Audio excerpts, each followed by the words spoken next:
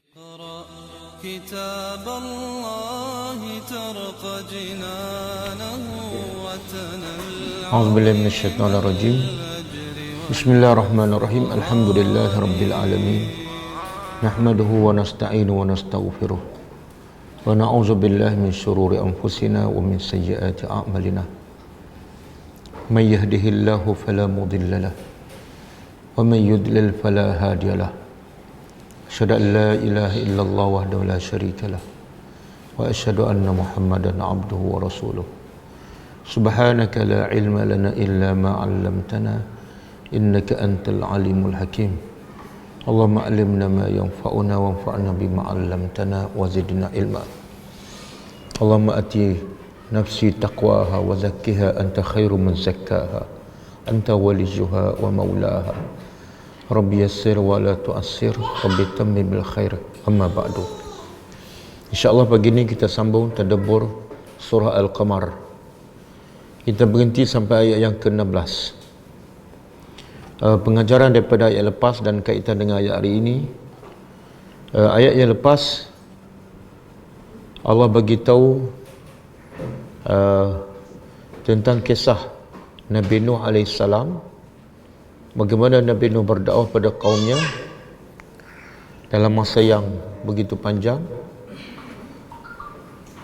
dan akhirnya kaumnya menolak, dan kesudahannya kaum Nabi Nuh dibinasakan oleh Allah dengan ribut taufan, dengan banjir yang besar. Dan Allah kata dalam ayat 15, A'udzubillahi minasyaitonirrajim, walaqad taraknaha ayatan fahal min muddakir. Jadi pengajaran daripada kisah lepas ialah Allah kata kami tinggalkan kisah Nabi Nuh, sama ada kapalnya ataupun ceritanya, semua itu sebagai ayat, sebagai tanda kebesaran Allah, kehebatan Allah menghukum, mengazab siapa saja yang menentang dakwah yang dibawa oleh para nabi, mereka yang kufur kepada Allah. Jadi Allah kata fahal min muddakir, tidak adakah orang yang mengambil pengajaran daripada kisah Nabi Nuh. Jadi kisah Nabi Nuh, pengajaran yang paling besar ialah sesiapa saja yang beriman kepada Allah pasti dia akan diselamatkan walaupun musibah sangat besar dan luar biasa. Manakala mereka yang beriman kepada Allah, pasti, mereka yang kufur kepada Allah pasti tidak akan selamat, walaupun mereka itu adalah ramai, kuat dan mempunyai berbagai-bagai kelebihan. Pengajaran untuk kita yang Allah minta kita muddakir, mengambil pengajaran, ialah jadilah orang beriman sepanjang masa kalau kita nak selamat dunia dan akhirat. Dan takutlah daripada kufur dan syirik kepada Allah, takut kepada azab Allah. Sebab siapa saja yang kufur, siapa saja yang syirik kepada Allah, dia tidak akan selamat sama ada di dunia ataupun di akhirat. Okey, habis itu kisah Nabi Nuh AS. Hari ini Allah nak ceritakan tentang semua kisah-kisah para nabi adalah sebagai pengajaran, dan kisah ini disebut dalam Al-Quran. Jadi Allah nak supaya hamba-hambanya mengambil pengajaran daripada kisah semua para nabi yang disebut dalam Al-Quran. Lepas ni Allah akan sebut kisah yang kedua, iaitu kisah Nabi Hud AS dengan kaumnya, kaum Ad.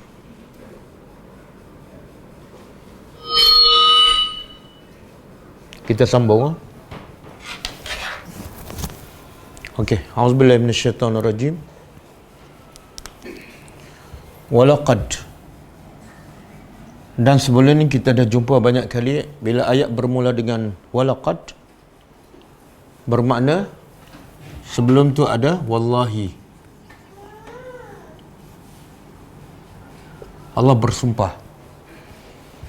Jadi terjemahannya ialah demi Allah. Kemudian lam harfu taukid, makna dia pasti. Demi Allah, dan demi Allah. Pasti, qad makna dia sesungguhnya.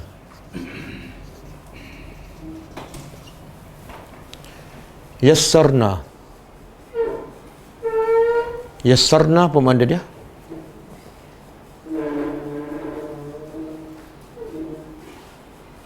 Daripada yusrun. Yassara yuyassiru yusrun.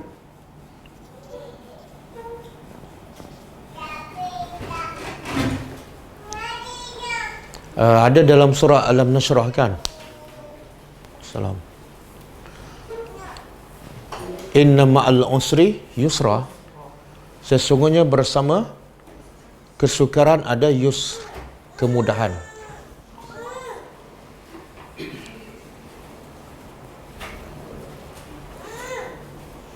Okey.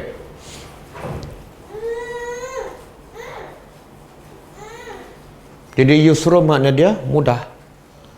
Kalau di sini yassarna, kami telah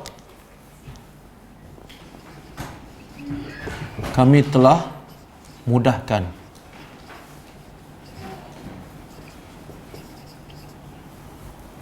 Kami telah mudahkan. Mudahkan apa ni? Al-Quran.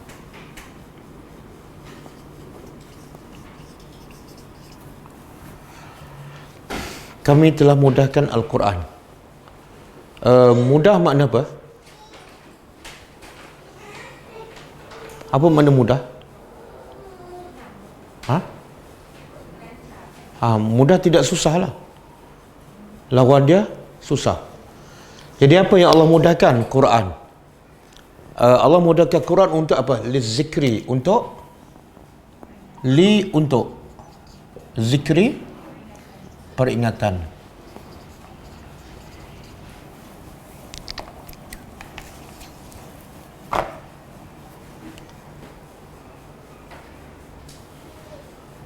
Kemudian Allah tanya, fahal, maka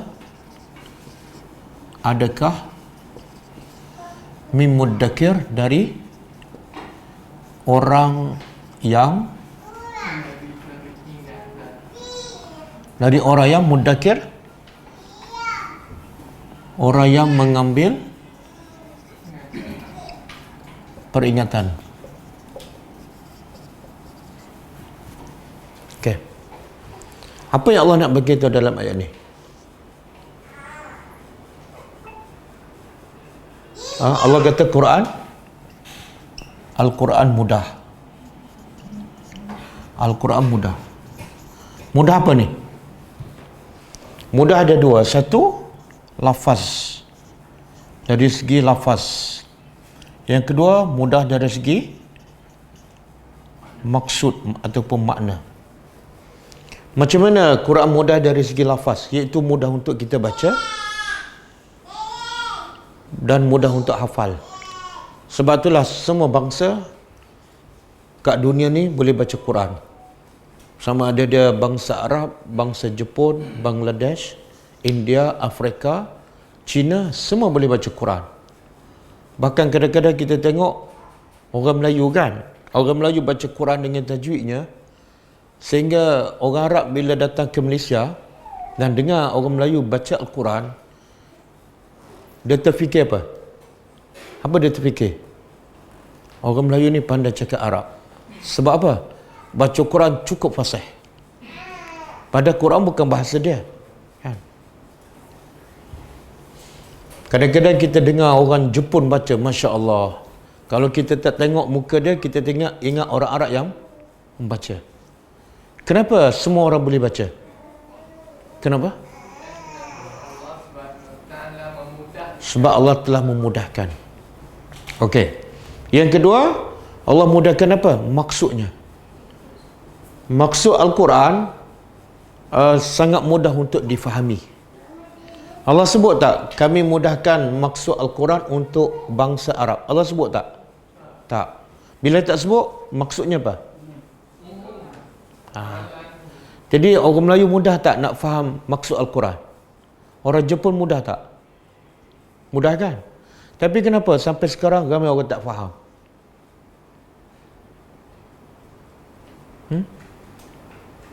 Dia belajar bahasa Inggeris, mesti faham.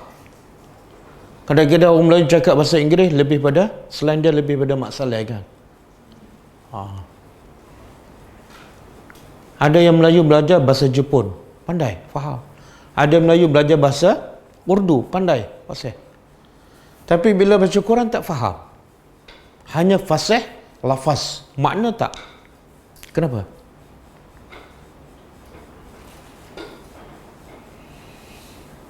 Waktu Allah tanya apa? Kami mudahkan Quran ni, tujuan utama bukan untuk lafaz, tapi untuk lizikri, untuk dia ambil peringatan. Sebab Quran tu, kita tahu kan Quran ni banyak nama. Boleh sebut tak antara nama Al-Quran? Al-Furqan. Lagi?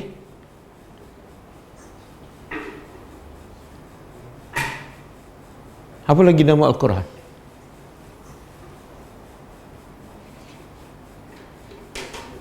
Tak, Allah sebut dalam Quran. Kenapa tak tahu? Sebab tak faham kan? Nama anak kita sampai 5 kan? Seorang nama anak 5 perkataan. Nama Quran ada lebih pada 5. Tapi kita tahu okey. Antara nama Al-Quran ialah Al-Kitab. Kitab tu nama Al-Quran. Kitab maksud dia ialah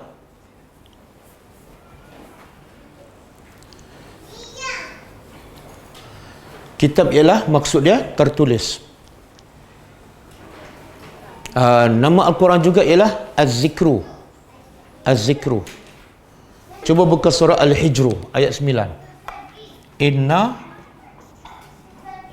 nahnu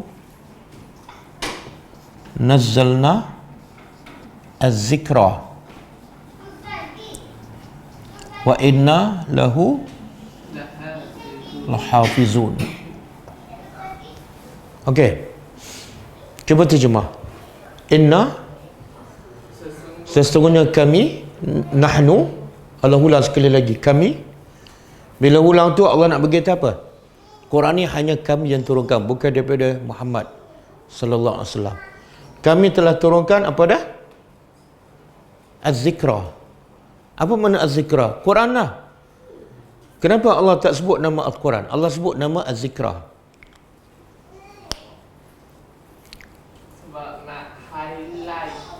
Sifat Al-Quran itu sebagai Al-Zikra. Kan? Jadi Allah nak fokus apa dia? Quran tu, peranan utama Al-Quran ialah untuk memberi peringatan. Tapi orang tak faham. Asyik nak betulkan tajwid, asyik nak khatam. Langsung dia tak fikir Quran nak tegur aku. Quran nak bagi peringatan. Langsung dia tak faham. Sehingga Allah kata Quran tu zikra, bukan bahan bacaan saja. Zikra. Boleh? Macam saya bagi buku, kita bagi Quran pada anak kita kan. Kita nak suruh dia ambil pengajaran. Kita kata apa? Ni, ambil buku peringatan. Kalau dia tak faham, dia kata apa? Mak, ini bukan buku peringatan, ini Quran. Tak, ini buku peringatan. Sebab apa? Kita nak dia tengok maksud dan ambil pengajaran. Boleh? Jadi kami turunkan Az-Zikra, Quran sebagai fungsinya memberi peringatan. Kemudian wa inna lahu lahafizun. Sesungguhnya kami bagi Quran itu, bagi zikra, kami jaga. Jangan risau. Kadang-kadang kita risau Quran diubah, ditambahkan. Tersilap baris kita risau, betul tak? Orang kita cukup cakap, kadang-kadang baris tersilap dia perasan. Tapi 30 juzuk satu makna pun tak faham. Boleh faham tak? Silap fokus. Okey, zikra senang tak untuk kita faham? Senang. Dalilnya yassarna, kami mudahkan. Kami mudahkan. Jadi ramai tak orang Melayu mengatakan Quran ni tak boleh difahami. Dia untuk orang tertentu sahaja, untuk ustaz, untuk orang yang belajar Azhar kan, untuk orang yang belajar bahasa Arab. Kami daripada pendidikan sekolah menengah biasa, Kami tak ada latar belakang Arab. Jadi kami tak boleh faham. Memang susah. Ayat tu betul tak dengan apa yang Allah cakap? Kan? Allah kata mudah, dia kata susah. Makna apa tu? Ha? Ha? Macam mana dia belum belajar, tiba-tiba dia kata susah? Macam mana tu? Dia belum belajar, tapi dia kata susah. Bahasa Inggeris pula, dia tak fikir susah. Dia akan belajar juga, walaupun kadang-kadang kena bayar mahal. Langsung tak fikir susah. Kenapa? Sebab yang dia tengok bukan susah, dia tengok apa? Hasil setelah tahu bahasa Inggeris. Betul? Bila dia nampak matlamat, yang susah pun menjadi mudah. Tapi Quran dia tak nampak hasil, dia tengok memang susah ni. Kalau dia nampak hasil faham Al-Quran, menjadi orang yang paling mulia di sisi Allah, maka susah tu tak ada dalam hidupnya, dalam komusnya. Boleh faham? Jadi cara kita berfikir menjadikan Quran tu susah, bukan Quran tu susah. Okey.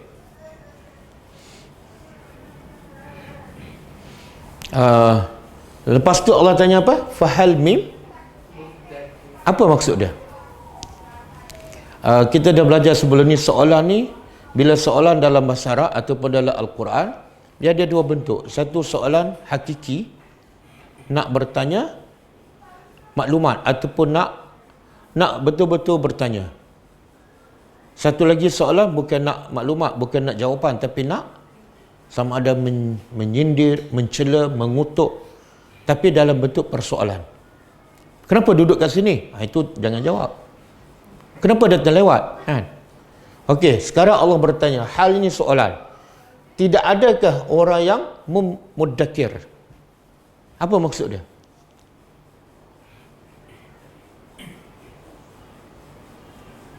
Cuba fikir.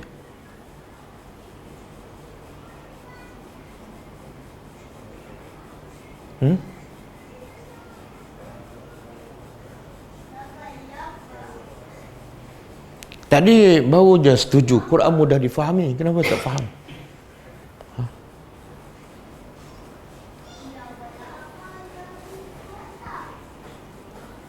Apa maksud dia?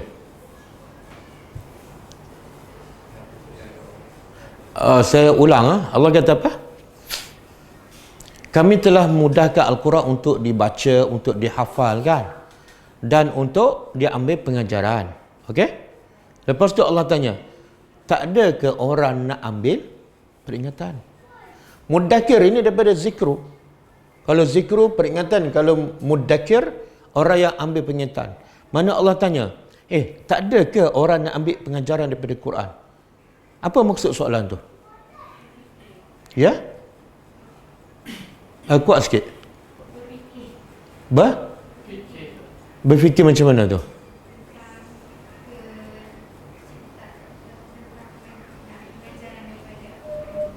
Apa maksud soalan ni? Kami dah mudahkan Quran untuk diambil pengajaran. Tak ada ke orang nak ambil pengajaran? Maksud apa tu?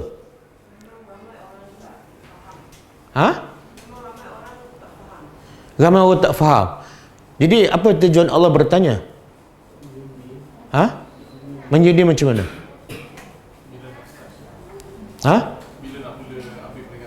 Saya bagi analogi macam ni. Ada ramai orang lapar, kan? Kemudian saya hidangkan makanan, dah siap semua dah. Tiba-tiba dia lapar, makanan dah siap tapi tak makan. Saya tanya, tak ada ke orang nak makan ni? Soalan tu macam mengingkari perbuatan dia. Dia lapar, kenapa tak makan? Makanan dah siap dihidang. Faham tak? Jadi manusia sangat perlukan zikr, peringatan. Dan peringatan pula dipermudahkan. Kenapa masih tak nak cari peringatan? Pelik. Sebab? Jadi salah siapa? Salah diri sendirilah kan. Kita kalau lapar, kita cari makan. Sebenarnya makanan untuk makanan fizikal. Tapi yang lebih penting bagi orang beriman, makanan rohani. Makanan rohani lebih penting. Dan Quran dah mudah dah sebagai makanan rohani. Tapi tak makan-makan. Sebab tu Nabi kata, orang yang tak berzikir pada Allah, orang yang tak beriman adalah hati yang mati. Kamu hati dah mati. Bila kamu nak hidupkan hati kamu? Nak hidup dengan hati kamu ialah dengan Al-Quran. Dan Quran telah dipermudahkan. Kenapa tak masih berusaha untuk hidupkan? Boleh faham?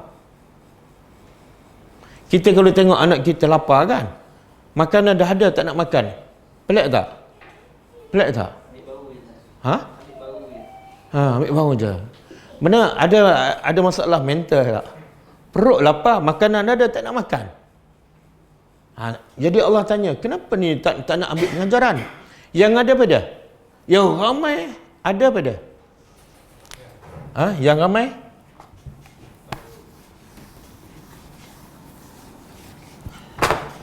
Yang ramai qari. Pembaca dah ramai. Sebab tu Allah tak tanya. Allah tak tanya fahal min qari. Allah tak tanya sebab yang baca dah ramai. Yang kedua, hafiz. Yang hafiz pun ramai. Betul? Sebab tu Allah tak tanya fahal min hafiz. Lagi? Yang ketiga, khatim. Orang yang khatam. Ramai tak yang khatam? Dah ramai. Allah tak tanya pun. Sebab apa? Yang khatam dah ramai. Kemudian tujuan Quran diturunkan bukan untuk baca, bukan untuk hafal, bukan untuk khatam, tapi untuk zikri. Boleh? Apa lagi? Yang keempat apa dia? Tarannu. Ramai tak orang tarannu? Suka. Yang kelima tak ada ni. Apa dia? Muddakir. Muddakir mana? Orang yang. Jadi kenapa duk fokus baca, hafiz, khatam, tarannu? Sedangkan Quran untuk lizikri. Boleh? Ada antara orang yang buat sebagai alasan lah. Dia kata Quran ni bahasa Arab. Jadi kami tak tahu bahasa Arab. Dan yang sepatut faham Al-Quran, mentafsir Al-Quran ialah orang yang ilmu dia tinggi. Jadi kita tunggu je. Tunggu apa? Tunggu orang bagi. Ada bagi analogi lah. Contoh kita nak makan kopi kan. Mana boleh kita ambil terus daun kopi, terus makan daun kopi kan? Dia kena buat apa dulu? Tak, proses dulu daun kopi tu kan. Buah kopi tu proses dulu, mesin apa semua kan. Itu dia kata itu kerja ulama. Dah ulama proses semua, kemudian panaskan, campur air, campur gula, tuang, baru kita minum. Faham? Maksudnya apa? Orang macam kita tak layak nak tadabbur Al-Quran. Jadi orang macam kita hanya dengar je apa ulama cakap. Okey, soalan dia, biasa kadang-kadang biasa kita dengar daripada ulama kan, ataupun ustaz lah, kadang-kadang dia cerita ayat Quran, kita tak rasa apa-apa. Sedangkan Allah kata bila Quran turun ke atas gunung, gunung boleh pecah. Tapi bila kita dengar ustaz-ustaz tafsir Quran di masjid ke di surah, tak rasa apa-apa kan? Ada yang tertidur sebab apa? Tak masuk dalam hati. Dah ustaz dah proses, dah tukar proses daripada daun kopi, buah kopi jadi kopi dah. Dia tak nak minum. Dia minum dah bertahun dah. Sebab bila kita dengar daripada orang menceritakan, kadang-kadang dah bercampur dah pendapat saya, pendapat guru saya. Akhirnya orang tak faham apa yang Allah cakap. Orang faham apa guru tu cakap. Betul? Sebab itulah bila kita dengar tak rasa apa-apa. Sebab dia kata-kata manusia. Maka sebab itulah tadabbur kena direct dengan Al-Quran. Dan buktinya Allah telah permudahkan. Cuba buka surah Maryam ayat 97. Surah Maryam ayat 97.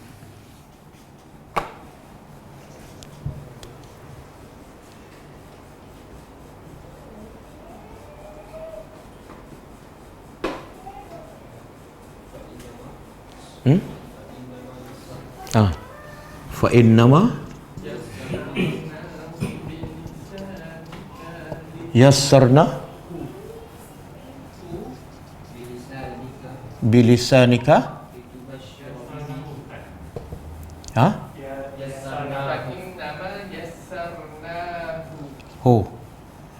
litubashshira bihi al-muttaqin wa tunzira bihi qauman ludda. Okey, Maryam 97 kan. Cuba terjemah. Fa innama, sesungguhnya kena tambah satu lagi bila ada ma. Apa dia? Apa dia? Hanya. Fa maka, inna sesungguhnya, ma hanyalah. Maka sesungguhnya hanyalah, yassarnahu kami mudahkannya, bilisanika dengan, apa maksud dengan lidah engkau? Dengan bahasa engkau. Bahasa siapa ni? Kakak ni siapa? Nabi Muhammad, iaitu bahasa Arab. Jadi Allah kata kami mudahkan Al-Quran dengan bahasa engkau. Supaya apa? Sebab Quran diturunkan untuk difahami. Kalau Quran diberi pada Nabi Muhammad dan diturun pula dalam bahasa Jepun, tak sampai tujuan lah. Boleh faham? Sebab tu lepas tu Allah kata apa? Supaya apa? Kami mudahkan dengan bahasa engkau supaya engkau faham. Lepas faham buat apa? Litubasyira. Supaya engkau memberi berita gembira. Jadi dalam Quran ada berita gembira. Tapi Allah kata berita gembira ni bukan untuk semua orang. Itu basyira bihi, supaya engkau memberi berita gembira dengan Quran kepada siapa? Maknanya kita kalau baca Quran tak happy. Apa makna tu? Kita bukan bertakwa. Sebab berita gembira khas untuk orang bertakwa. Kalau kita bertakwa, dengar ayat Quran kita seronok, gembira. Sebab tu dia nak baca lagi, nak dengar lagi, nak belajar lagi. Kalau dia bertakwa. Tapi kalau malah belajar, malah nak dengar, itu tanda dia tidak bertakwa. Boleh. Kemudian satu lagi fungsi Al-Quran, wa tunzira, supaya engkau memberi peringatan kepada kaum yang ludda apa benar? Jadi fungsi Quran ada dua. Satu, tabsyir. Yang kedua, inzar. Boleh. Di sini juga menunjukkan peranan Al-Quran bukan setakat untuk baca, hafal, khatam, tapi sebagai mudzakir, ambil pengajaran. Lepas ambil pengajaran, satu lagi peranan dia. Apa dia? Ni. Pendakwah lah ni. Pendakwah lah ni menyampaikan. Tengok, tugas engkau bila kami mudahkan supaya apa? Supaya senang pula engkau sampai kepada orang. Sebab itulah kalau ada orang beralasan Quran ni dalam bahasa Arab, kami bangsa Melayu, sebab tu kami susah nak faham. Kita jawab balik. Di peringkat awal yang masuk Islam pada dakwah, era dakwah di Mekah, adakah semua orang Arab? Tak. Ada tak bangsa asing? Siapa? Bilal. Bilal asalnya kerja apa? Hamba. Tapi bila dia masuk Islam, dia faham tak Quran? Ke dia ambil kursus bahasa Arab dulu? Tak ada kan? Bilal lagi? Salman Al-Farisi daripada Parsi. Satu lagi? Suhaib daripada Rom. Mereka bangsa asing, bukan bangsa Arab. Tapi Quran senang difahami. Itu bukti bahawa semua orang boleh faham. Jadi Bilal dengan orang Melayu mana lebih pandai?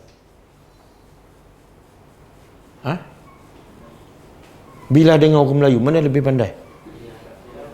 Apa dia? Bilal apa? Bilal mana masuk sekolah? SPM pun tak ambil. Orang Melayu sampai universiti kan, tiba-tiba dia kata saya tak faham Quran. Bila SPM pun tak ada, sekolah pun tak masuk, kerja dia hamba abdi tapi boleh faham Quran. Boleh faham? Okey. Jadi ada alasan lagi tak untuk tidak tadabbur Al-Quran? Ada alasan? Kalau ada alasan memang hati dah keras. Okey.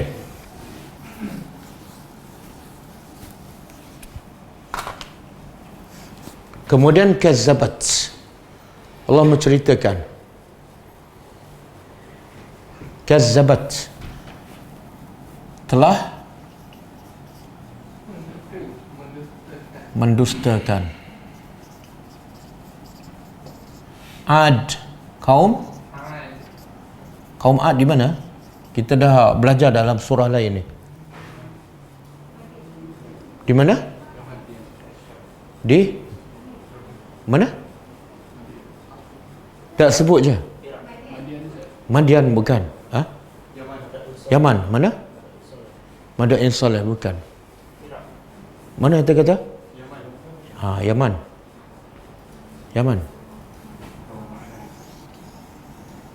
Dan ini peta negara apa ni? Arab Saudi. Bawah ni, hujung bawah ni Yaman. Jadi kaum Ad kat sini. Madain Saleh tu kaum Samud. Madain Saleh kat sini. Dekat Tabuk ni, Madain Saleh. Ini kaum Samud. Okey, kaum Ad ni siapa nabinya? Nabi Hud. Jadi Allah kata ini kisah kedua, sebagai pengajaran dan sebagai hiburan kepada Nabi yang sedang berdepan dengan orang musyrikin Mekah. Jadi Allah kata kazzabat adun, jenayah paling besar yang dilakukan oleh kaum terdahulu apa dia? Jenayah mereka bukan rasuah, bukan zina, bukan rogol, bukan minum arak. Jenayah yang paling besar yang menyebabkan Allah azab mereka ialah mendustakan Rasul. Telah mendustakan Ad. Fakaifa, maka kaifa, bagaimana, kana adalah azabi, azabku, wa nuzur, dan peringatan-peringatanku. Apa maksud? Kaifa tu soalan. Apa maksud dia? Cuba tengoklah macam mana kaum Ad tu azab dan diberi peringatan, so that Nabi reflect lah, tengok. Dia soalannya, dia dalam masyarakat banyak soalan. Ada soalan mata, ada soalan limaza, kan? Ada soalan aina, ada soalan kaifa. Mata apa makna dia? Bila. Limaza? Kenapa? Aina? Di mana? Kaifa? Bagaimana? Okey, yang Allah tanya soalan apa?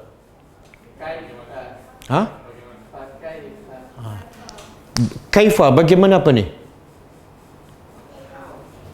Yalah, bagaimana apa? Bagaimana azab aku kepada kaum Ad. Jadi Allah bukan suruh kita cari tempat di mana kaum Ad di. Kalau Allah suruh kita cari, soalannya apa? Aina. Allah suruh tak tanya? Allah tanya tak kita bila kaum Ad diazab? Tak. Kalau tanya bila, soalannya mata. Allah suruh minta tak pada kita soalan kenapa kaum Ad dibinasa? Bukan. Kalau kenapa, soalannya limaza. Soalannya apa? Kaifa. Mana Allah nak daripada kita pada?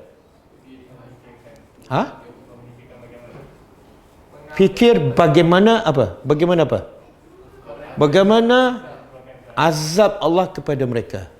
Jangan pergi tengok tempat. Jangan tengok bila berlaku. Jangan cari tarikh, kan?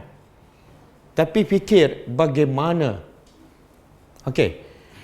Sama juga Allah tanya soalan apa? Alam tara kaifa fa'ala rabbuka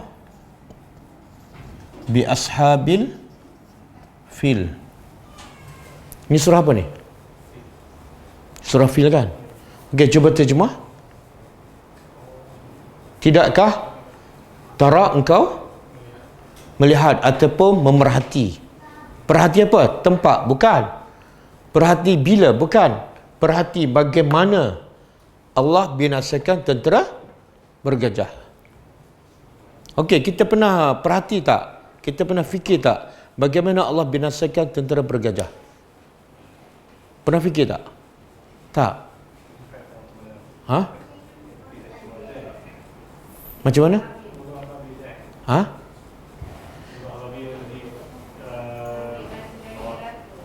Ambil batu daripada, lepas tu dia baling kepada gajah. Lepas tu lubang-lubang. Lepas tu habis. Sebenarnya Allah nak apa ni? Hasil Allah suruh kita berfikir, sebenarnya apa yang Allah nak daripada kita?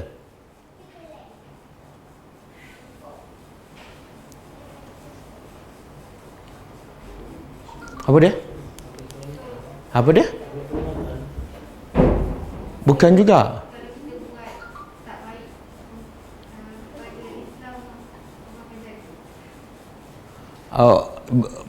Betul lah. Tapi sebenarnya Allah suruh kita fikir bagaimana cara Allah mengazab kaum tentera bergajah kan. Sebenarnya punca manusia lawan Tuhan sebab apa? Ramai manusia lawan Tuhan. Apa puncanya? Yalah, kenapa dia sombong? Ha? Sebab dia tak kenal Tuhan. Dia ingat Tuhan ni macam polis je kan. Boleh saman, bayar denda, habis cerita kan. Dia tak kenal Tuhan. Jadi supaya kita tak sombong, supaya kita tak lawan Tuhan, Allah suruh kita kenal betul-betul. Macam mana nak kenal? Cuba tengok bagaimana Allah azabkan kaum tentera bergajah. Macam mana? Gajah yang besar, kemudian tentera yang ramai dengan senjata yang lengkap. Allah hanya perlu binasakan mereka dengan bukan tentera daripada malaikat. Allah tak perlukan jet. Allah tak perlukan senjata canggih nak hancurkan tentera bergajah dan gajah yang besar tu. Allah hanya perlukan burung yang kecil, satu. Yang kedua, bila burung kecil, batu besar ke kecil? Kecil. Kemudian bila dibaling kepada tentera bergajah, apa berlaku pada tentera bergajah? Allah sebutkan faja'alahum ka'asfin ma'kul. Apa makna dia?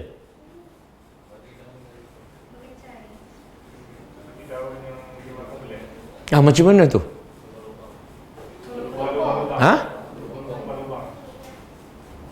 Okey, pernah tengok tak daun dimakan ulat yang berlubang? Nampak tak rupa daun? Nampak kan? Kadang-kadang kita masih buat ulam kan yang berlubang tu. Mana okey lah kan? Sebab masih nampak rupa dia. Sebenarnya dalam tafsir ulama kata seperti dimakan, tak ada ulat tu. Seperti daun yang dimakan. Apa maksud dia? Kita ambil yang sayur yang buat burger tu, dia panggil apa? Salad. Kan? Sebelum makan, nampak tak rupa dia? Sebelum makan, nampak kan? Okey. Lepas kita buat burger apa, kita makan kan? Lepas tu keluar, nampak tak rupa salad? Itulah Allah nak bagi tahu. Bila dia baling dengan batu yang kecil, oleh burung yang kecil, tapi kesan dia sampai tak nampak rupa gajah tu. Dahsyatnya, maknanya burung ini bukan burung. Kalau kita baling batu pada orang kan, agak-agak tumbang tak orang tu? Ambil batu kecil je, tumbang tak? Tak. Kita dengan burung mana lebih besar? Kita dengan burung mana lebih kuat? Macam mana burung yang kecil baling hanya batu yang kecil boleh hancur? Kita yang besar baling batu besar, kawan tu tak tumbang pun. Makna apa tu? Makna apa tu? Allah suruh kita fikir, mesti ada satu kuasa yang hebat di belakang burung tu. Kalau dengan burung memang tak akan berdegih kan. Kita baling pun tak jadi apa. Tapi mesti ada kuasa yang hebat di belakang burung. Siapa? Allah. Jadi Allah nak kita berfikir sampai tahap kita rasa, jangan rasa, oh hebat burung. Burung ke apa ni?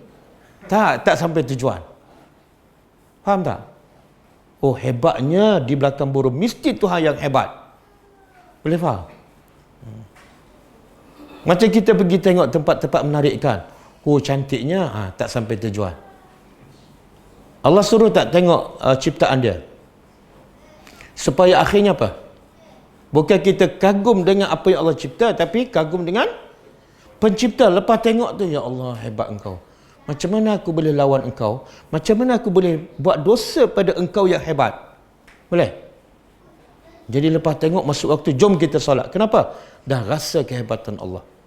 Ini dia tengok ciptaan Allah, galik je sampai terlewat solat. Cantiknya. Lepas tu selfie pula kan? Mana tak sampai tujuan. Okey. Jadi di sini bagaimana Allah binasakan kaum Ad. Inna, sesungguhnya,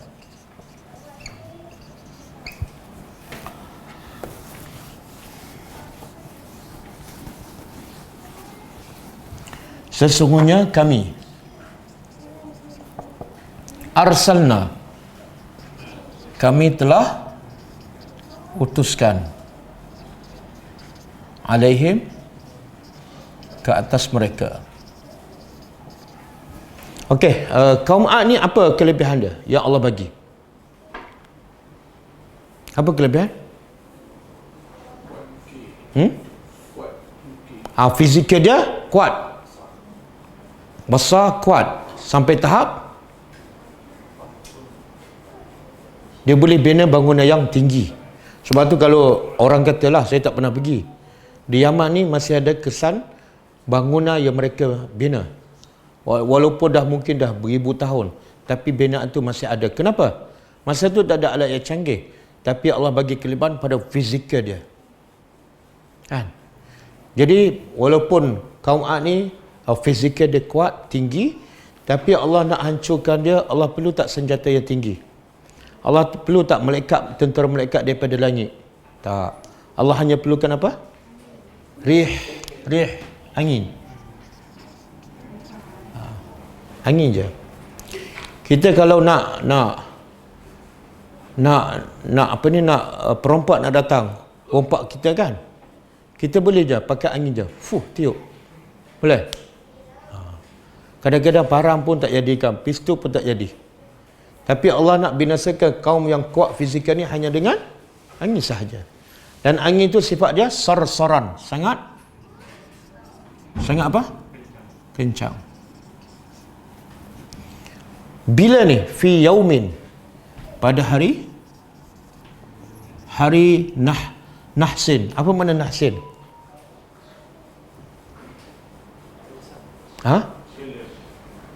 Hari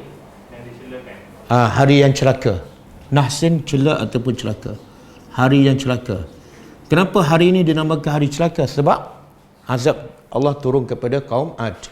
Dan azab ini turun pada hari celaka mustamir, yang berterusan. Berterusan berapa hari? Berapa hari? Kenapa tak tahu? Allah dah sebut dalam Quran. Allah sebut detail. Dan kita pun dah baca ayat tu. Tapi kita belum tahu sebab mindset kita bila baca Quran nak apa? Nak pahala, nak khatam. Jadi kita tak tengok mana. Allah dah bagi tahu. Saya nak tanya, Allah suruh kita berfikir bagaimana hebatnya azab Allah kepada kaum. Okey, boleh tak kita berfikir kalau kita tak tahu cara Allah mengazab? Boleh tak kita berfikir? Tak boleh. Walaupun kita dah pergi tengok tempat tu kan, tapi kita tak tahu bagaimana Allah binasa mereka, kita tak akan rasa kehebatan Allah.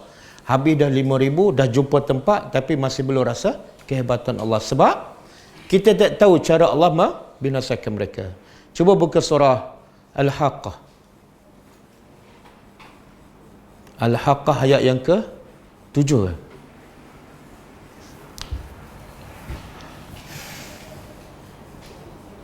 Fa'amma samudu, fa'amma adun, 7 ke 6.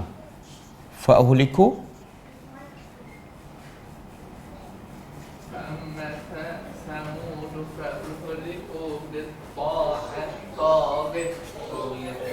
tak, itu Samud, Ad.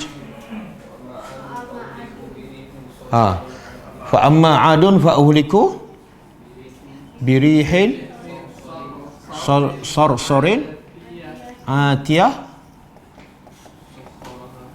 kemudian sakharaha alaihim sab'a layalin wasama, kemudian husuman, lepas tu fataral qauma fiha sar'a ka'annahum a'jazu nakhlin khawiyah. Okey, cuba tengok. Cuba terjemah. Wa amma adun, dan adapun kaum Ad fa uhliku, mereka dibinasakan birihin, dengan angin, sama angin, dan sifat angin itu sarsarin, yang kencang. Di sini ada satu lagi ditambah, sifat angin itu ialah atiyah. Apa makna? Dalam kencang, sejuk pula. Kita kalau duduk musim sejuk, lepas tu datang angin pula, pakai baju nipis, apa jadi? Kemudian macam mana Allah binasakan? Dengan angin yang kencang dan sejuk tu. Sakharaha, Allah gerakkannya. Gerakkan apa ni? Angin. Allah gerakkan angin alaihim, ke atas mereka, sab'a layal, 7 malam, wa samaniyata ayyam, dan 8 hari. Ini maksud ni, hari celaka ni. Ni, berapa hari semua? Hari yang celaka dan berterusan. Berapa hari? 7 malam, 8 hari. Kemudian husuman. Apa makna husuman? Ini ayat-ayat yang menggambarkan azab itu sangat dahsyat. Apa dia? Berterusan. Kalau macam ni, Allah azab kaum Ad ni 2 hari, lepas tu Allah tinggalkan, jatuh balik kat bumi. Kemudian minggu depan sambung lagi 3 hari. Okey tak? Tapi yang ni husuman, berterusan. Maknanya kalau hari Ahad habis hari apa? Kalau hari Ahad mula, mereka diputar di udara, habisnya hari Ahad, Isnin, Selasa, Rabu, Khamis, Jumaat, Sabtu, Ahad. Kan? Maknanya mereka berada di udara berapa lama ni? Berapa lama? 8 hari, 7 malam di udara. Mereka makan tak masa diputarkan? Sempat minum tak? Dia sebenarnya Allah kalau nak matikan mereka 2 hari dah cukup kan? 2 hari cukup dah. Kenapa sampai 7 malam 8 hari? Sebab kazzabu. Jenayah mereka sangat besar, iaitu dusta dan kufur kepada pencipta. Kemudian Allah kata apa? Fataral qauma. Lepas tu, lepas hari ke-8, apa Allah buat? Allah hempap mereka di bumi, maka engkau melihat kaum itu, kaum Ad, sar'a. Apa makna sar'a? Mati bergelimpangan. Dan macam mana kita nak faham? Bergelimpangan tu dalam bentuk mayat lengkap, ada kepala, ada kaki, ataupun macam mana? Allah kata ka'annahum a'jazu. Apa makna a'jaz?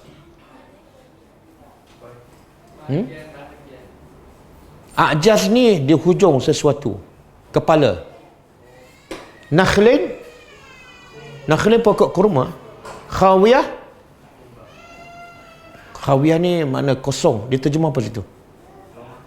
Lompong. Kita mungkin tak ada pengalaman kan, sebab kat Malaysia tak ada pokok kurma. Dia pokok kurma ni kalau tumbang tu, kepala dia tak ada dah, dan berlubang, gelonggong kan, gelonggong. Jadi Allah nak bagi tahu gambaran mayat-mayat kaum Ad ni seperti pokok kurma yang tumbang, yang tidak ada hujungnya.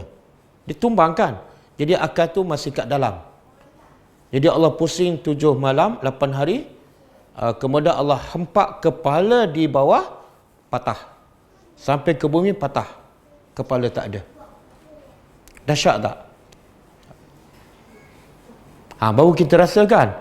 Allah suruh kita berfikir, tapi kalau kita tak tahu cara Allah mengazab mereka, kita tak rasa kehebatan Allah. Allah buat tu semua. Bahkan ada tafsir mengatakan apa? Angin ni Kaum Ad ada di macam-macam tempat lah. Ada dalam rumah, ada dalam gua. Angin ni Allah pusingkan, angin tu seduk mereka. Semua kaum Ad yang di tepi jalan, yang dalam rumah, yang dalam gua, semua angin tu seduk keluar. Kemudian dia pusing di udara. Tak ada suara apa yang terlepas.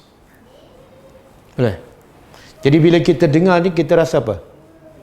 Oh, tak berbalik lawan Tuhan. Tak berbalik.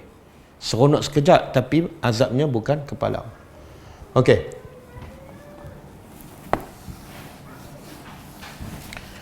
Kemudian di sini pun lebih kurang sama. Tanzi'u. Tanzi'u mana? Ia, iaitu angin. Tanzi'u, mencabut. An-nas, manusia. Manusia ni ialah kaum Ad. Mencabut manusia daripada mana ni? Daripada berbagai-bagai tempat. Dalam rumah, dalam gua, semua angin tu tarik. Dan akhirnya ka'annahum, seolah mereka sama dengan tadi, a'jazu nakhlin munqa'ir, pokok kurma yang munqa'ir, mana terbongkar.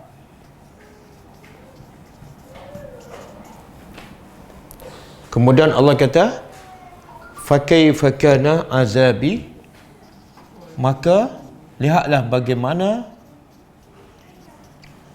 adalah azabi, azabku dan peringatanku.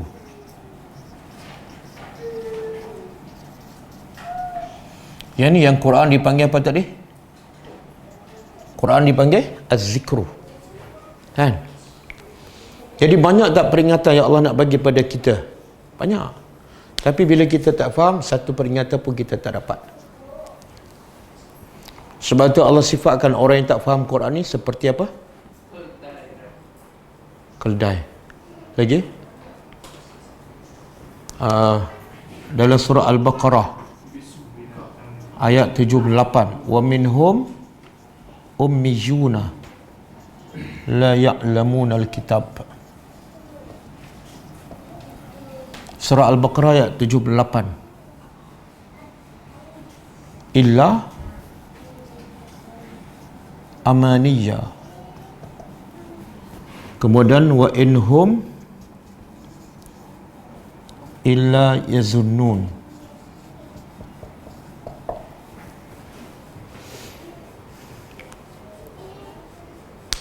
Cuba terjemah. Wa minhum, ada sebahagian mereka. Mereka ni siapa? Ahli kitab. Allah kata apa? Mereka, sebahagian mereka ni adalah ummiyun. Apa makna ummiyun? Okey, yang kita faham buta huruf apa makna? Tak boleh membaca dan tak boleh menulis. Itu yang kita faham. Tapi yang Allah nak beritahu, buta huruf ni sifat dia lain. Apa maksud buta huruf ni?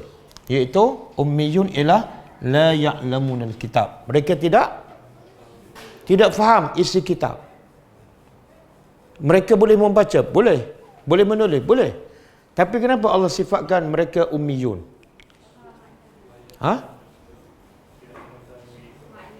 Dia biasa orang buta huruf ni ada ilmu tak? Tak ada, sebab apa? Jadi sumber untuk dia dapat ilmu iaitu membaca tak boleh, kan?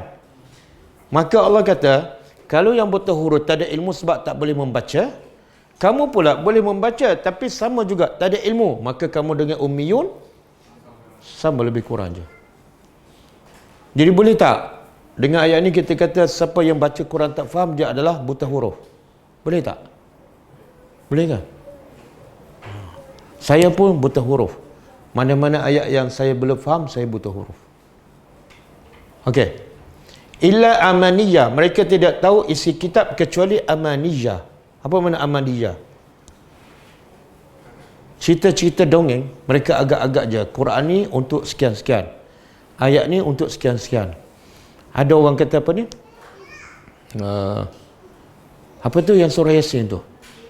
Wa ja'alna min baini aydihim saddan wa min khalfihim saddan fa aghshaynahu. Orang Melayu buat apa ayat tu? Orang Melayu buat apa? Bila beli barang tak nak bayar cukai kan? Sampai ke custom, dia pun baca ayat tu. Faham? Sebenarnya ayat tu Allah nak beritahu apa tu? Allah nak beritahu kami jadikan di hadapan orang kafir itu saddan, penghalang. Di belakang mereka ada penghalang. Semuanya ada penghalang daripada mendapat hidayah. Sebab mereka dah terlalu teruk kufur, maka Allah tutup semua pintu hidayah. Ada kaitan tak dengan custom? Tak ada. Dan mereka kata itu kisah Nabi masa Nabi berhijrah kan. Nabi tidur, Nabi suruh Sayyidina Ali tidur di tempat Nabi kan. Kemudian Nabi pun keluar. Lepas Nabi keluar, Nabi baca ayat apa? Nabi ambil pasir, Nabi tabur atas muka orang-orang musyrikin. Akhirnya apa jadi dengan orang musyrikin yang sedang mengepung rumah Nabi? Dia nak pegawai custom tidur macam orang musyrikin itulah. Sebenarnya cerita tu betul ke tak betul? Cerita tu tak betul. Satu, sumbernya tak sahih. Yang kedua, tengok logik ya. Kalau Nabi dah tabur pasir di muka orang musyrikin dan menyebabkan mereka tidur, okey? Perlu lagi tak Ali tidur tempat Nabi? Perlu tak? Sia-sia lah kan? Nabi boleh keluar dengan senang sebab orang musyrikin dah tak perlu Ali lagi. Jadi kerja Ali tidur di situ sia-sialah. Itu menunjukkan cerita tu tak betul. Tapi kita dengar, kita belajar, kita percaya kan? Okey. Dan akhirnya Allah kata apa? Wa innahum illa yazunnun. Dan tidaklah mereka kecuali zan. Apa makna zan? Sangka apa ni? Sangka apa? Ialah agak apa? Ni. Kenapa mereka yazunnun? Kenapa mereka menyangka-nyangka je? Sebab tak ada ilmu. Bila tak ada ilmu, dia sangkalah, saya rasalah. Itu tak ada ilmu tu. Kalau ada ilmu, dia cakap apa? Cakap terus je. Ada tak orang Melayu guna ayat alam tara kaifa fa'ala rabbuka bi asha untuk halau anjing? Ada? Oh, tak tahu. Dia orang tua tahulah.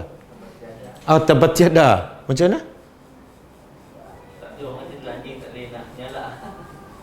Oh, baca ayat tu supaya anjing tak. Tapi dia tak tahu isi makna kan. Akhirnya dia agak-agak surah ni boleh untuk halau anjing ni. Boleh faham? Okey. Habis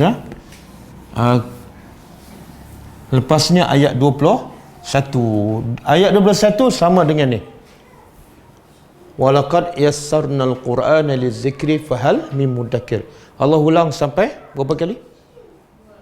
Bukan. 4 kali. 4 kali Allah ulang ni. Kami dah mudahkan Quran untuk ambil peringatan. Tak ada ke orang nak ambil peringatan ni? Kenapa tak ambil? Sedangkan Quran dah mudah. Kenapa tak nak ambil? Okey? Kita berhenti sampai situ. Ada soalan? Tak ada dah.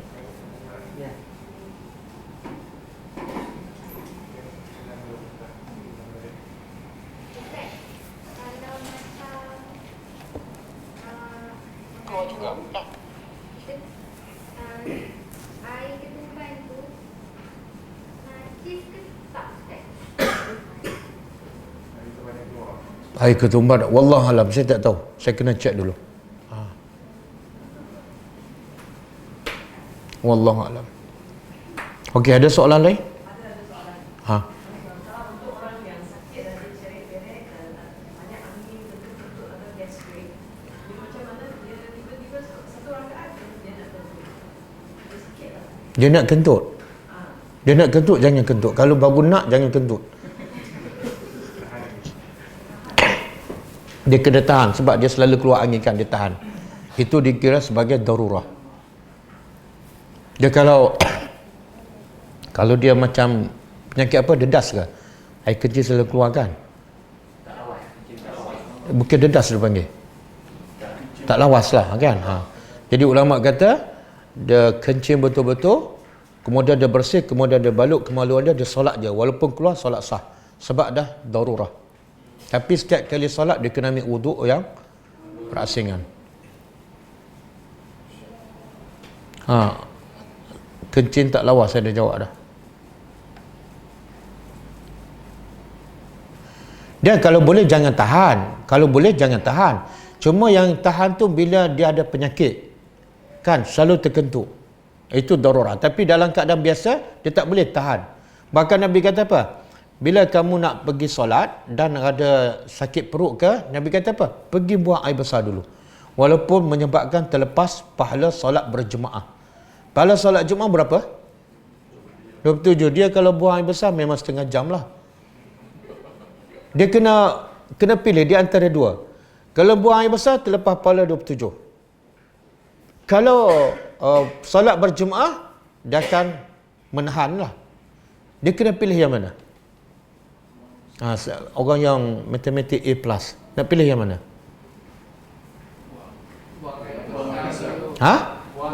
Tapi buang air besar terlepas pahala 27. Tapi masalahnya khusyuk itu tidak ada. Dia sebenar yang Allah ukur solat bukan berdasarkan jemaah ataupun tak. Yang paling asas khusyuk. Qad aflahal mu'minun allazina hum fi salatihim, telah berjayalah orang yang khusyuk. Kamu tahan sakit perut, lepas tu pergi solat. Kononnya nak pahala 27, akhirnya satu pahala pun tak dapat. Sebab apa? Tak khusyuk. Lebih baik kamu buang dulu, lepas tu kamu solat dengan khusyuk, walaupun seorang, lebih baik. Okey. Makan kacang menyebabkan terkentut. Syekh salahkan kacang je. Terus keluar sahaja, jika batal terus keluar saja. Without beri salam. Apa maksud? Cara nak keluar. Okey. Dia ulama bila kita batal, kita nak keluar, cara nak keluar macam mana? Bagi salam dulu baru keluar ataupun terus keluar aja? Bagi salam. Bagi salam ada dua pendapat. Yang bagi salam ada dalil. Ya zunnun. yang keluar terus ada dalil. Dalil apa? Dalil tadi Nabi kata bila terkentut keluar terus kan. Nabi tak kata fal yusallim. Betul. Satu dalil dia. Yang kedua, dia sebenar bila kita bagi salam. Bila kita perlu bagi salam? Bila habis solat. Sebab itulah definisi solat apa dia? Bermula dengan takbir dan diakhiri dengan makna salam tu setelah solat selesai. Kalau solat tak selesai dah batal, jangan bagi salam. Keluar terus je. Ustaz macam tak beradab. Ya, kamu bagi salam tak beradab. Sebab apa? Tak ada dalil. Boleh faham? Ustaz, dia mengatakan waktu nak keluar tu tunggu jemaah sujud. Tunggu jemaah sujud. Sebab?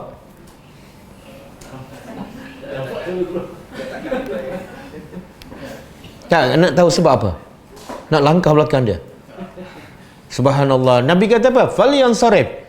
Bila terbatal je Nabi kata hendaklah keluar. Nabi tak kata falyantazir, tunggu sujud baru keluar. Hadis tu jelas, keluar terus. Kenapa kena keluar terus? Kenapa? Supaya kita ambil wuduk sempat pula dapat jemaah tu. Itu penting tu. Katalah kita batal rakaat pertama kan. Sempat ambil wuduk, sempat lagi.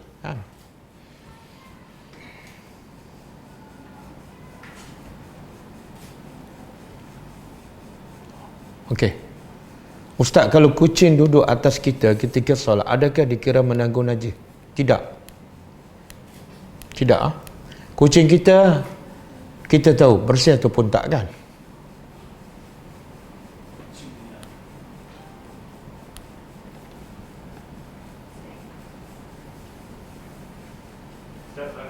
Ya.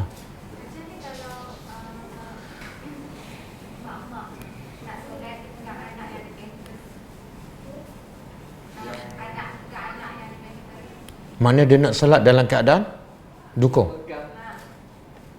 Macam mana? Adakah itu dikira najis? Tak. Dia bila dia nak dukung anak, baby kan, dia bersihkan dululah. Bagi dia berak, bagi bersih tukar pamper dia, baru dukung kan. Dan bila dah dukung tu, katalah dia kencing juga kan. Ada ulama mengatakan tidak menanggung najis. Dan tidak terkena pada badan dia dalam pampers. Dan dalil Nabi pernah dukung cucunya ketika solat sampai habis. Mula angkat takbir Nabi dukung, masa rokok Nabi dukung, bila sujud Nabi letak, lepas tu bila nak bangun rakaat seterusnya Nabi dukung lagi sampai habis salam. Sah tak solat Nabi? Ha? Sah. Berani tak buat macam Nabi? Macam tak biasa buat je. Kan? Tapi itu tak lebih daripada 3 perbuatan tu kan? Makna kalau bergerak 3 kali batal. Sebab tu lagi ada setengah orang dia ajar macam tu, kalau bergerak 3 kali berturut-turut batal solat kan. Lepas tu masa dia nak menggaru dia gerak jari je. Dia tak buat macam tu. Sebab takut 3 kali berturut-turut kan, jari je.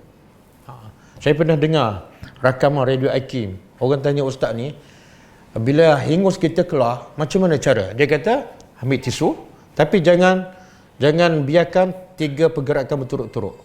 Ambil tisu, angkat, berhenti dulu. Betul letak kat sini. Berhenti. Lepas tu angkat. Jadi lebih 3 kali tapi tak berturut-turut. Saya nak tanya, orang buat macam ni, khusyuk tak solat? Allah nak tengok khusyuk. Dia nak tengok 3 kali ke? Nampak tak? Sebenarnya, pendapat paling kuat, tidak ada satu pun dalil yang sahih batas solat bergerak 3 kali berturut-turut. Tidak ada. Ulama hanya mengatakan kalau pergerakan sia-sia, tak pasal-pasal tengok jam kan. Sebab imam baca panjang kan, 3 kali tengok jam turut-turut. Imam ni tak tahu kau pukul berapa ni. Pergerakan sia-sia bukan 3 kali, mungkin lebih pada 3 kali, boleh membatalkan solat.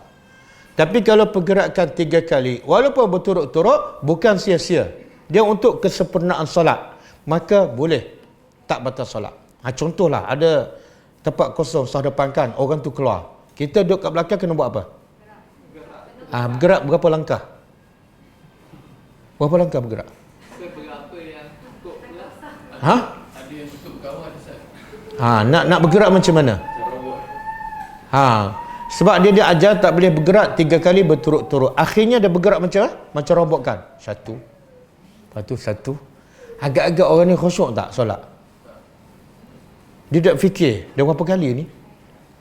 Hilang khusyuk. Jadi bergerak macam mana? Bergerak macam biasalah. Dia tak salah walaupun 3 kali berturut-turut. Sebab apa? Pergerakan tu bukan sia-sia dan untuk kesempurnaan salat. Tak salah. Wallahu a'lam. Okey Ustaz, jika kita tengah solat wajib, ada orang panggil kita di luar rumah, contoh postman, dan kita terus berhenti salat, tak boleh berhenti. Haram. Solat wajib ni solat fardu, kalau mak bapak panggil pun tak boleh. Kecuali solat sunat, mak bapak panggil boleh berhenti, tapi postman tak boleh. Kecuali postman tu memang bapak kita.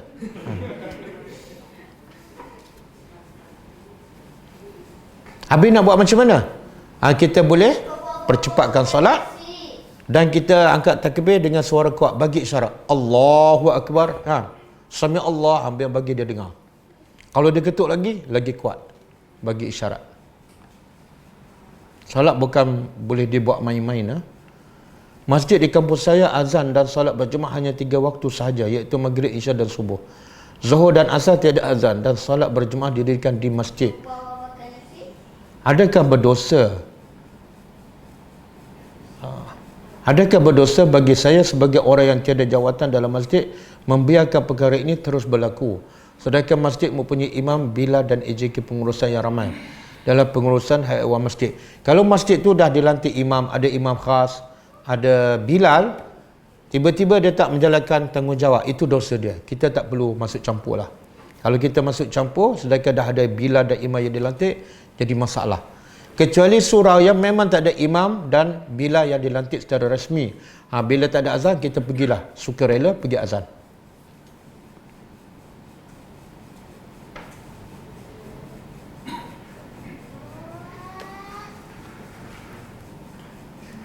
Okey, kalau imam terkentut macam mana? Kalau imam terkentut ikut hadis tadi, dia kena keluar. Bila dia keluar, dia bagi arahan pada makmum, pergi ke depan, dia bagi isyarat lah. Jadi makmum kena faham lah. Okey, kalau imam tu sakit perut, dia keluar terus tanpa bagi arahan. Makmum sukarela kena ke depan. Siapa-siapa je ke depan. Terus sambung je. Terus sambung je. Imam boleh bagi arahan dulu. Ha? Orang tengok. Dia dulu. Dia putih masuk ni. Pun tak ada. Asa macam ada terdengar satu dalil lah. Ha. Video. Ya. Dia kata orang tu Ana kalau tak silap ana pernah dengar satu hadis lah, berlaku pada Nabi. Nanti anda cek balik. Dia bagi isyarat, dia terkentut kan? Dia bagi isyarat tunggu, bukan naik. dia cakap ramai. Wallahu a'lam. Ustaz, kalau imam time sujud tu dia terkentut, contoh yang sorry, imam time sujud tu dia terkentut, tak sempat bangun, tak sempat nak bagi isyarat kat bangun. Tak, masa dia bangun tu dia bagi isyarat. Solat saya batal. Yang lain ke depan lah. Tapi sebelum pergi ke depan, bangun dulu, jangan pergi sambil sujud.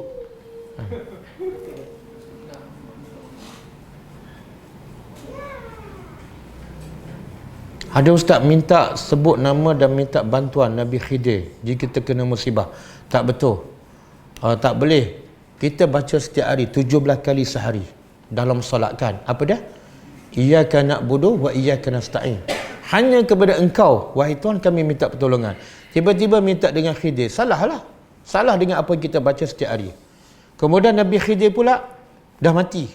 Kan? Pendapat paling kuat berdasarkan dalil yang sah, Nabi Khidir dah mati. Kalau dah mati, lagi tak boleh memberi apa-apa bantuan kepada manusia.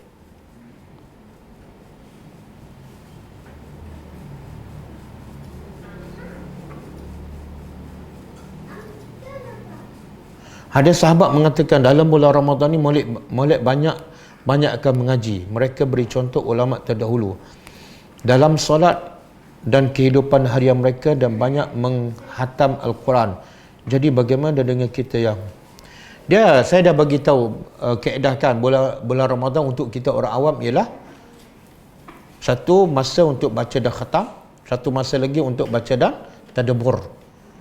Kita jangan ikut ulama dahulu semata-mata. Ulama dahulu bila mereka khatam Al-Quran berkali-kali di bulan Ramadan, kita kena ingat mereka khatam dalam keadaan mereka faham. Mereka dah hadam isi kandungan Al-Quran. Jadi kalau kita asyik ikut dari segi khatam je, kita tak akan maju ke depan lah.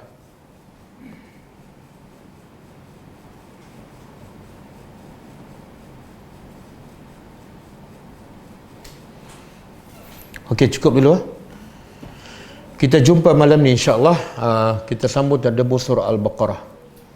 Kita tutup dengan membaca tasbih kafarah. Subhanakallahumma wa bihamdika asyhadu an la ilaha illa anta astaghfiruka wa atubu ilaik. Assalamualaikum warahmatullahi wabarakatuh.